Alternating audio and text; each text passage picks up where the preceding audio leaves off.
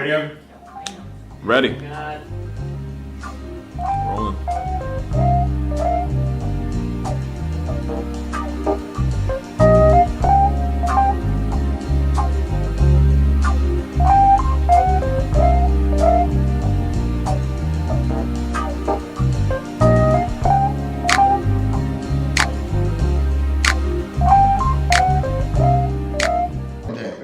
With a contract there.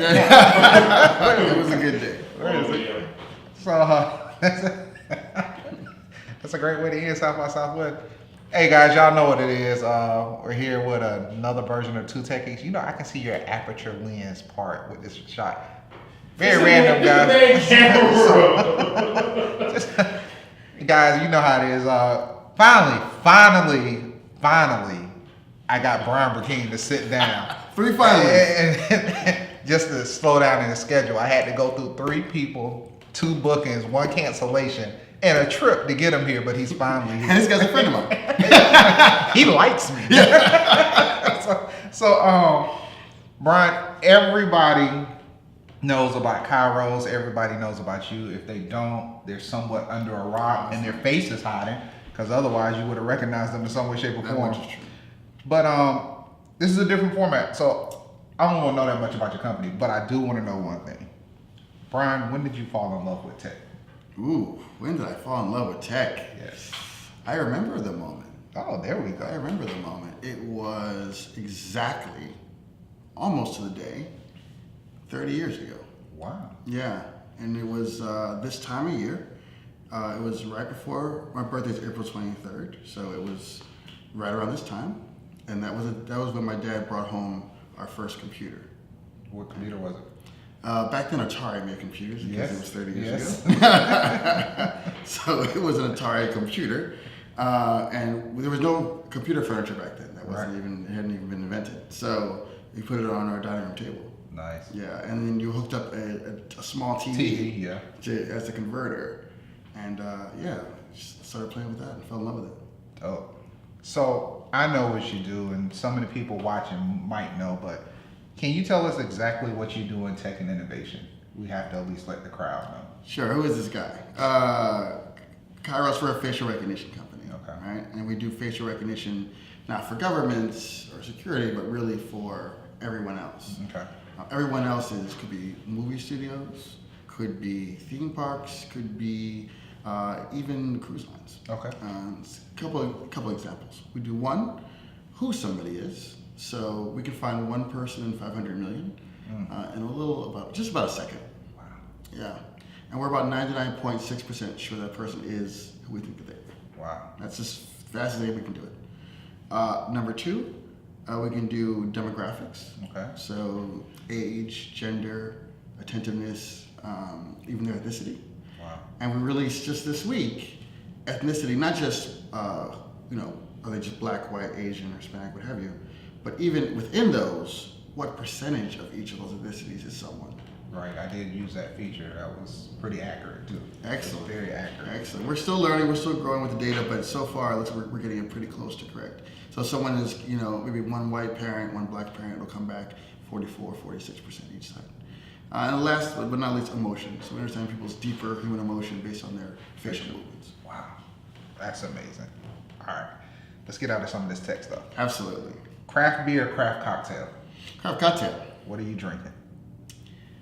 I'm a Tito's person. This is as a base, right? Okay. I'm a believer in American exceptionalism, and so I love a good American vodka. I think it's out of Austin, Texas, I think. Yeah. And I like Austin, so Tito's is probably the base for me. All right.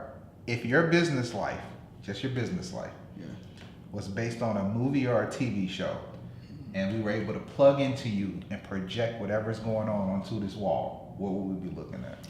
Ooh, it would be so boring. Uh-huh. I think people imagine tech entrepreneurship, particularly at the growth stage, is kind of, any movie that Morris Chestnut's ever been in, where he's in an office, usually Gabrielle Union's kind of showing up and like, hey baby, Okay. Nothing like that. Nothing like that at all. Okay. It's me It's me, a financial model, on the phone with lawyers. That's the kind of deal. You're just doing the work. So are we watching, what is that? What's the movie with the stock exchange? What's the movie? What would we be watching? What movie would it be? Yeah, what movie would it be? This is tough. It's supposed to be. Yeah, I gotta let the people get to know you. Just so at least tell us what movie you watched. I would say a legal version of what's the movie where he's a stockbroker in New York, trading pink sheets, making a ton of money and running from the feds, that kind of thing. Oh yeah, I know the movie. I can't think of the name of it right now. Yeah, he crashes Lamborghini at the. The recent one with Wolf of Wall Street. Okay, there you go. A legal version. I for that 4 times for the folks of the Wolf of Wall Street. Okay. Because I think that outside of kind of what he was doing, a lot of innovation there, a lot of speed, a bit of a negative environment as far as respect for women. However, what he did have there was a great team. I got you. And he had a really kind of strong culture. I see what you're saying. When you say legal, you mean as in not breaking the law. Not breaking the law. Correct. I was like, is there a different pirated version of the show? Okay. Yeah. What do you feel is one of the biggest challenges or struggles that you're currently dealing with? Fundraising is at our stage is difficult in this environment. Early stage, Miami, no better place because there's so many angel investors. You can make it work. When you get to growth stage, there are funds in the Southeast and some in New York, but Boston and San Francisco in particular are very insular for a variety of reasons. Right. And so I found, and I think this is a great thing to have an open conversation about, I don't make the trip anymore. I tried for a period of time. I find it to be a waste of time. And so for fundraising, I'm up and down the East Coast, but I won't go to the other side unless there's a real synergy between ourselves and the venture fund. That makes sense. On a technical side, what do you think were one of your biggest milestones in your journey of your career? Biggest milestones, it seems to happen every week. Wow. It seems to happen every single week. Different kind Yesterday, of we had the largest number of signups for the application we've ever had in a single day.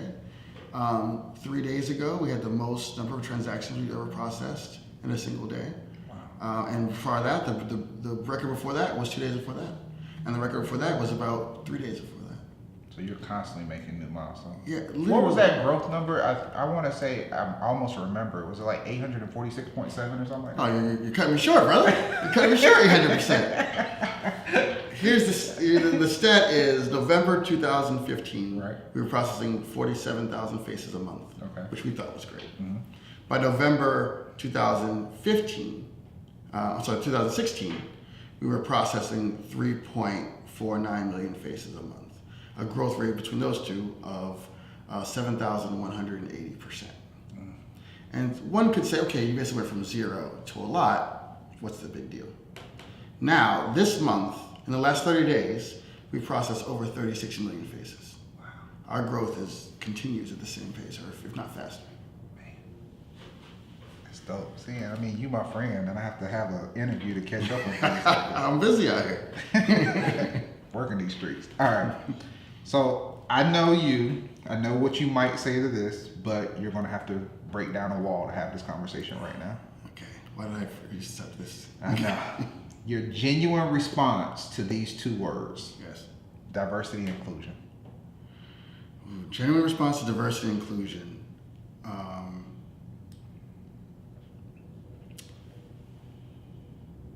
have different responses for each word. As long as it's genuine. Absolutely. As long as it's real. Diversity is critically important to the health, safety, security, and growth of everyone in this entire country. Okay. I feel strongly about diversity. Inclusion, just do good work. Don't try to fit in with whatever kids. Don't beg someone to include you. Kick ass. Be your goddamn self. Right? And they will come to play with you. Don't ask to join that group. All right. Okay. So you have all the resources to fix diversity and inclusion, but you have to pitch it in 4 sentences. You have all the money, you have all the staff, you have everything you need to fix this problem. But you got to pitch it in 4 sentences. What's the pitch? Diverse organizations grow exponentially. And you would just implement from that. If exponential is good enough for you, then I don't know. I want to work with you. Yeah. You don't get it, you out. You're not for me. All right. The world is yours. You get to choose one mentor that would invest into you for a year. Don't even finish. Jason Lemkin. Jason Lemkin. I would name my child Jason Lemkin Brackeen. Boy or girl. Boy or girl.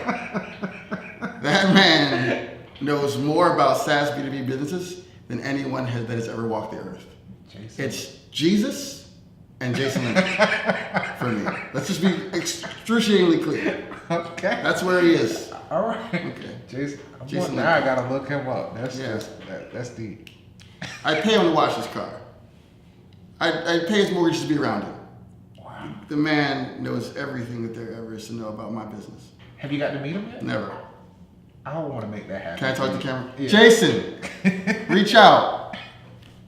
Kairos.com. Contact us. Okay. I'm gonna do everything I can to make sure he sees this video. Amen. I'm gonna do whatever it takes, man. All right. There's always a soundtrack to life. If your life, I'm not talking about business life, just talking about your life. If your life was a song or an album, and I could plug into you right now, what would I be listening to? Now keep in mind all these questions about entertainment. As an entrepreneur, I have no time for entertainment. I don't see movies. I understand that. I listen to very little music. You listen to something. I do. What are you listening to right now? Right now it's probably Chance the Rapper. Yes. Yeah. Yes. I deeply feel it. It's all about kind of being outside of the system, but doing your own thing. Again, doing your good work. So He's not worried about inclusion. Yes. He's not worried about inclusion at all. He does his thing, and everyone comes to him. Boy, dropping knowledge on y'all today. We're gonna have to repeat this. That's when you say rewind. Just go back to that part. All right. So we're all in the game. We call this the Tech and Entrepreneurship game. We get it. But there's also the game of life. One day you're either retired or one day God's gonna call you home. One or the other. Hopefully the first for the second. I know, right? What would you want to define your legacy? What should be the legacy of Brian Brackeen? People. Yeah. Looking back on my own grandfather's legacy, who was a Baptist minister, wealthy individual before even becoming a preacher, could have done well in business and decided to devote his life to his fellow man. And he's known and remembered for his work in the church, opening different missionaries and churches in both Haiti and Africa, and I'll say in our family's work and just supporting the people of Philadelphia. That's a legacy that I would want to have. That's dope, man. That's real dope. And being from Philly, city of brotherly love. Yeah, sisterly affection. It works. It works. So, Brian, in closing, I'll put you in a hot seat. Is there any question from this interview or just random that you would like to ask me on camera that I have to answer? Yes. The answer is yes. And I suppose is We'll there almost take this out one day. No, it's wide open. Anything you want to know? anything I want to know? Anything. You, sir, Yes. have eminent skills and abilities. Thank you. For the people at home, we were kind of going through his sketchbook here. Amazing talents, right? Thank you, sir. You could use those for anything. And here you are, sitting with me in CIC. You could be on the beach in San Tropez somewhere, right? So, why do you do it? That's a good question. I feel I have a talent as an artist to tell a story, whether it's on a canvas, whether it's with words, through poetry, and this was just another path. I think a lot of people don't get the opportunity or exposure that they need. So helping other people get to that next level, I feel was actually one of my better skill sets. I think I can paint for myself. I can paint for my own pleasure.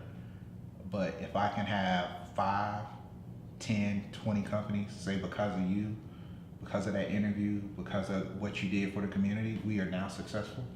that would be more satisfying than any masterpiece I could ever paint. And I'm gonna now just hijack the interview and say, for the folks at home, if you're not working on something that ultimately will allow you to help other people, then you're not gonna be happy. Yeah. That's what it comes down to. I think art would have been a selfish way to go, but I think this was my calling. And if we're wrong, we'll just go to Central Pay later. Yeah, just paint somewhere Hang else.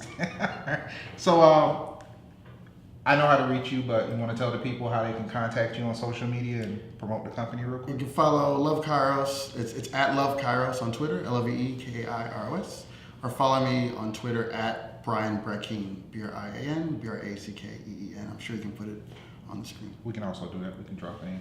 And you know the deal. It's a digital brass interview, so this is a little different. I don't have a sentence because it's only one word, but can you close us out with our final word?